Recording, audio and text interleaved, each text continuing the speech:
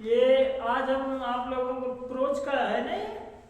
हाँ, तो प्रोज का एक लेसन है, last lesson, the book that saved the earth. इसको पढ़ा रहे हैं। इस कहानी में ये एक तरीके से समझिए एकांकी है। जैसे जैसे क्या होता है कि कई कैरेक्टर हैं इसमें। कैरेक्टर का मतलब होता है पात्र। तो जितने भी कैरेक्टर हैं उन सबको एक एक करके बताया गया है।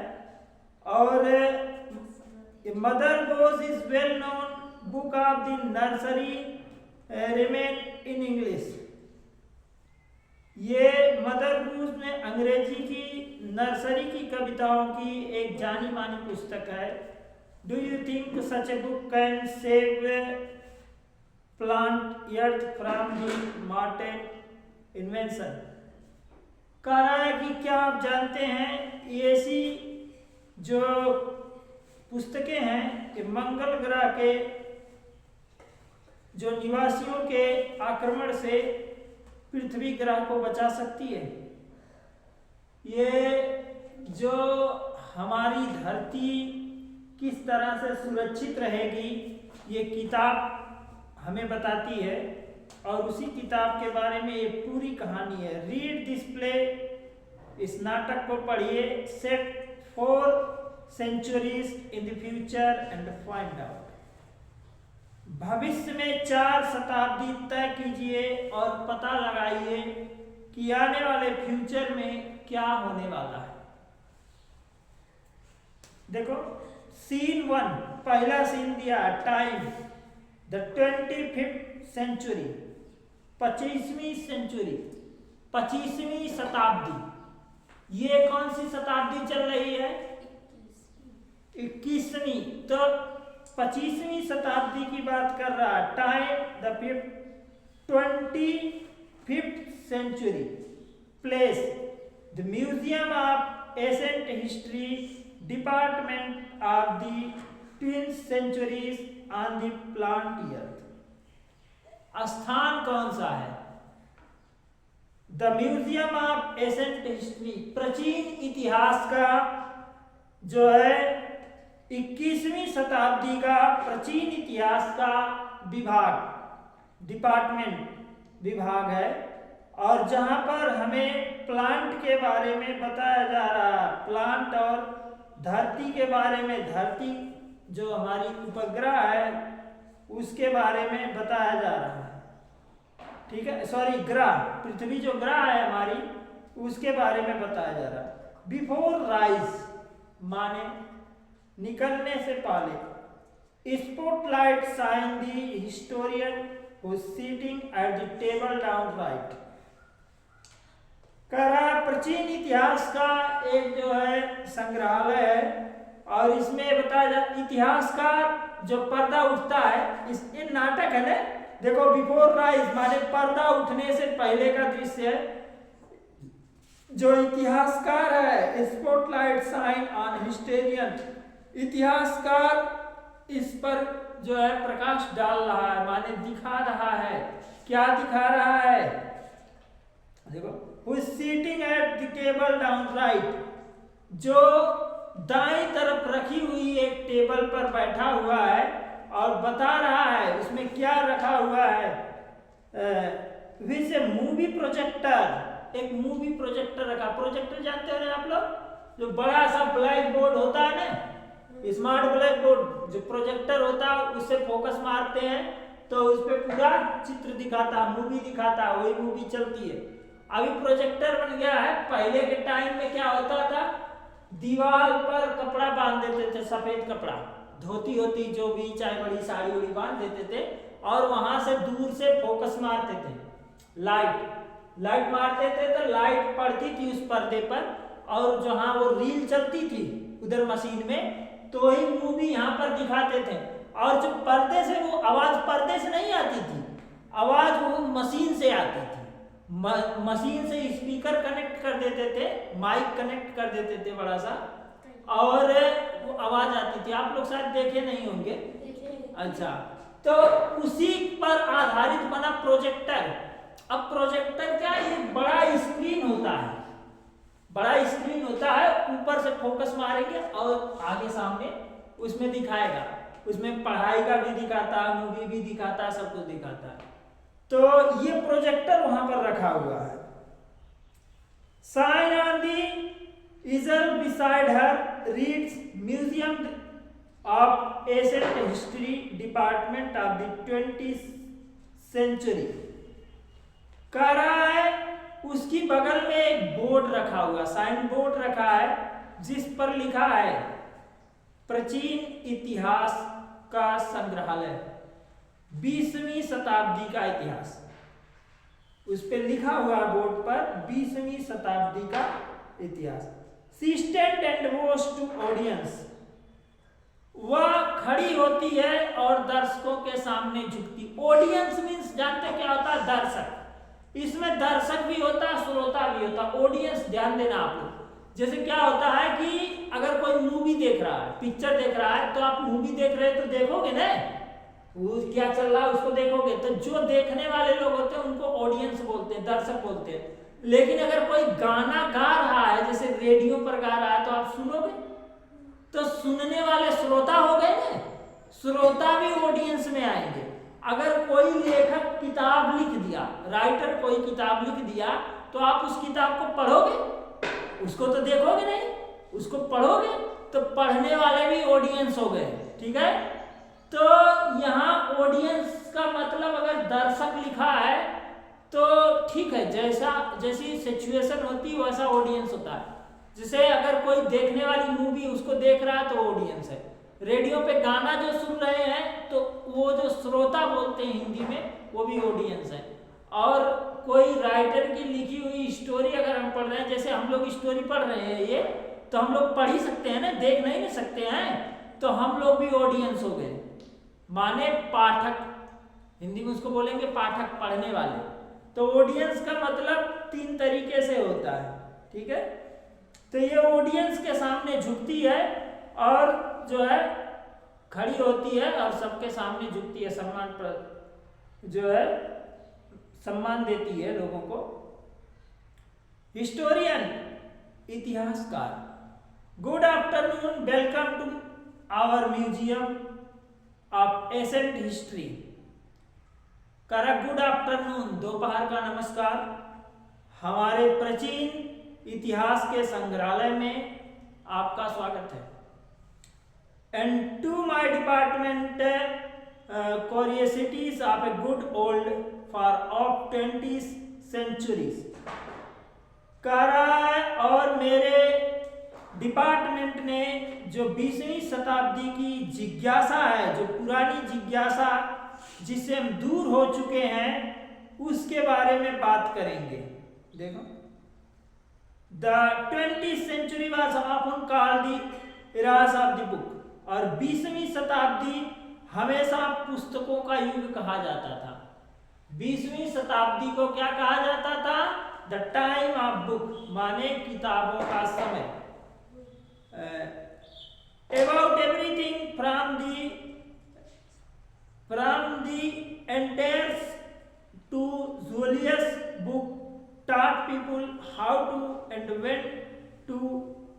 कह रहा है जो 20वीं उन दिनों में चींटियों को खाने वाले जीवों से लेकर जीलू मीन्स होता था दक्षिण अफ्रीका के जो नेग्रो प्रजाति होते थे, काले लोग होते थे, उनको जीलू बोलते थे।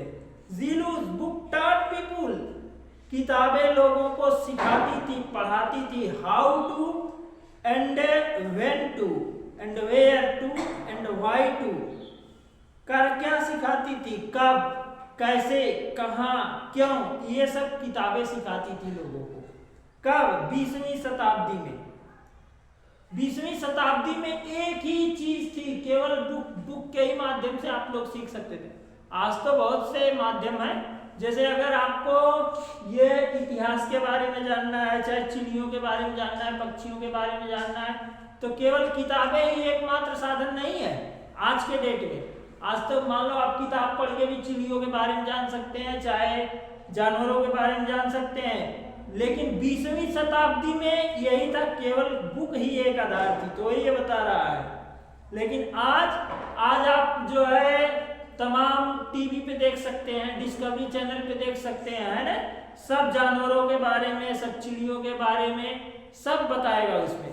लेकिन 20वीं शताब्दी में ऐसा नहीं था, केवल किताबें ही एक माध्यम थी जिसके माध्यम से हम जान सकते थे कैसे, क्यों, कहाँ, क्या, ये इन सब चीजों को हम केवल किताबों से ही जान सकते थे। दे instructed, educated, punctuated and even decorated। करा वो किताबें क्या थी, हमारे ऊपर प्रकाश डालती थी, हमें शिक्षित करती थी और हमें सजावट भी सिखाती थी। डेकोरेटेड मीन्स सजावट सिखाना, ठीक है। ये इतिहासकार बताया अपने ऑडियंस को। किसको बताया? शुरू में कहा ना, वो ऑडियंस के सामने झुका और बताया। तो ये लेक्चर दे रहा, भाषण दे रहा है और लोगों को ये बता रहा। But the strange things the book ever did was to save the earth. लेकिन एक बहुत बड़ी विचित्र बात है ये कि क्या किताब धरती को बचा सकती है?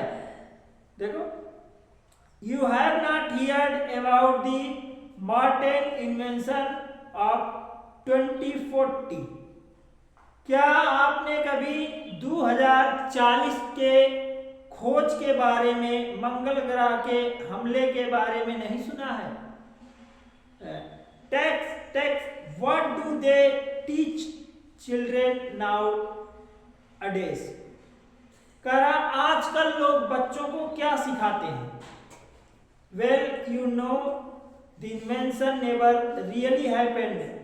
आप लोग बहुत अच्छी तरह से जानते हैं कि लोग जो है आक्रमण वास्तव में कभी नहीं हुआ था। आप लोग बहुत अच्छी तरीके से जानते हैं कि कभी भी मंगल ग्रह का पृथ्वी पर आक्रमण नहीं हुआ था। देखो, because a single book stopped it. केवल एक अकेली किताब कौन सी थी जिसमें ऐसा लिखा था? What is book? वो किताब कौन सी थी? यू आस्क, आप पूछ सकते हो। A noble encyclopedia, encyclopedia book थी।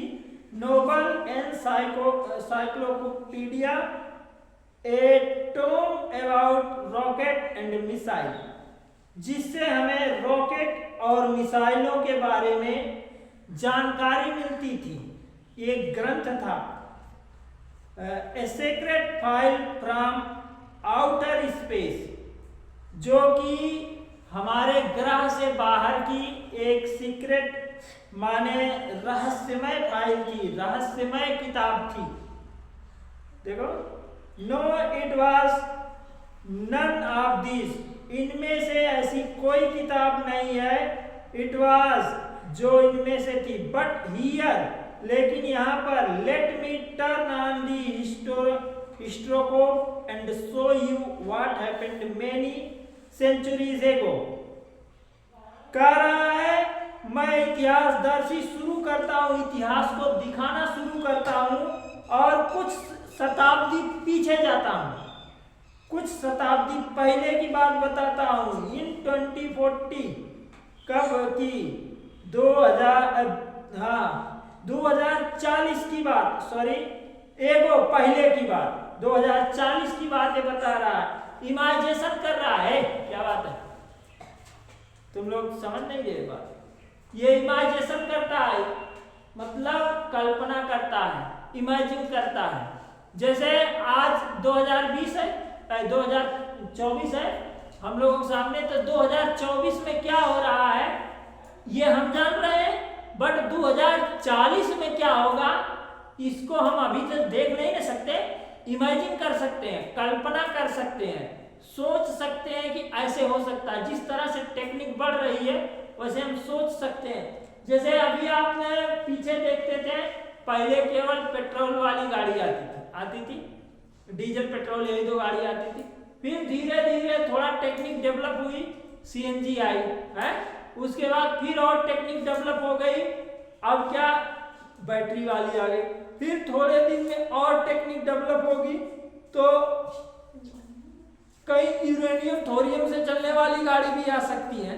वो उनको क्या ऊर्जा चाहिए केवल चलने के लिए, है ना? तो ये हम इमेजिन कर सकते हैं, सोच सकते हैं।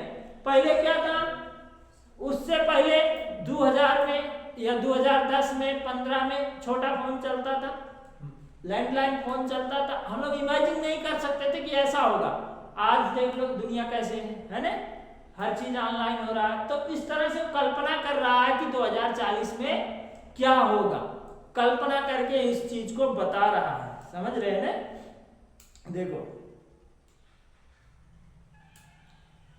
सी turn on projector and points it left. वो प्रोजेक्टर की तरफ घूमती है, घूमती है, सॉरी सी है ना, और उसको लेफ्ट में घुमा देती है। Spotlight in the हिस्टेरियन goes out, और इतिहासकार की तरफ थोड़ी सी जो है लाइट घुमा देती है, और उनके जो लोग बैठे हुए थे, इतिहासकारों का जो दल बैठा हुआ था, उधर पर लाइट जाती है। देखो, and comes of the down left think tank whose is seated on a race box. और वो सोचती है कि यहाँ पर कौन लोग हैं, जो लोग बैठे हुए हैं, आर फोल्डेड, अपने बाजुओं को बांधकर, ऐसे माने हाथ बांधकर, बाहें बांधकर कौन लोग बैठे हुए हैं। He has hag eyes, spade head, and the wears of length robes decorated with the star and circles. करा जो लोग ये जिनका सर एक अंडे के जैसा विशाल था, और उसने एक लंबा कपड़ा, चोला समझते, लंबा कपड़ा, जैसे यहाँ से ऐसा लंबा कपड़ा होता है ना, ठंडी उंडी नहीं देखते, बड़ा लंबा जैकेट लोग पहनते हैं, तो उसी तरह से लंबा कपड़ा पहने हुए था। और क्या था आगे बता रहा, लंबा कपड़ा पहना था, और decorated with star and circle, जो कि माने जिस पे तारे सितारे और वृत्त बना हुआ था। उस कपड़ों पर जो है साइन बना हुआ था, स्टार का, और जो है सर्किल का निशान बना हुआ था। Apprentices nodals stands beside him at the elaborated switchboard कर रहा है, और उसके प्रशिक्षु के बगल में नूडल और स्विच बोर्ड के बोर्ड में पास में खड़ा था। A sign on the easel reads, जिस पर लिखा था, एक चिन्ह बोर्ड पर दिखाई दे रहा था, जिस पर एक निशान बना हुआ था। उस स्विच बोर्ड के बगल में ये वैज्ञानिक, ये इतिहासकार खड़ा था। कैसा कपड़ा पहना था, उसका सर जो है अंडे जैसा बड़ा सा था, और जो है एक बड़ा सा कपड़ा पहना हुआ था, जो है बड़ा सा चोंगा पहना हुआ था, या बड़ा सा जैकेट कह सकते हो, पहना था, जिसपे स्टार बना हुआ था और सर्किल बना हुआ था, और एक स्विच बोर्ड के बगल में खड़ा हुआ था। ठीक है, बस इतने, अब आगे पढ़ाएंगे।